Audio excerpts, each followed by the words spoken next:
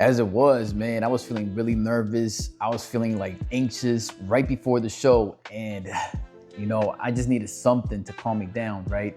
So, of course, I did some things in order to calm me down. But even then, that wasn't kind of enough, you know what I'm saying? I just had this bad feeling.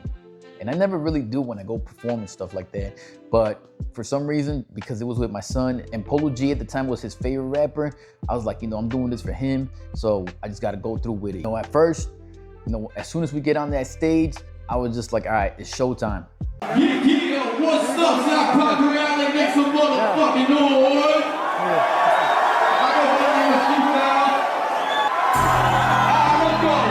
Right then and there, I was just like, all right, I'm gonna do what I usually do, perform how I usually perform, you know, and everything was going good.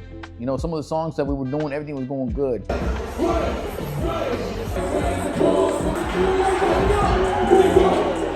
But then shit just got out of hand. Right then and there, I was just like, damn, like what the fuck, you know? And I started seeing people throw stuff at us. They were throwing, you know, some beads or whatever they could get a hold of. And then I thought to myself like, oh shit, you know, I'm just gonna go through it, I'm gonna thug it out. And then comes the infamous water bottle, which I didn't feel at the time because I was on one. As soon as they throw that, boom, someone catches it on camera. I didn't realize that had happened till the next day. You know, they had to shut it down because people just kept on throwing all this shit. Now, the main goal of that show was to get my son the Roach to meet Polo G, which was kind of bittersweet because eventually we did do that.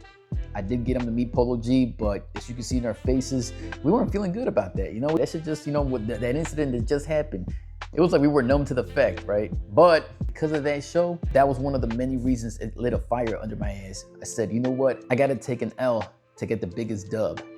Y'all could guess what that was. I'm God's favorite. I'm God's favorite.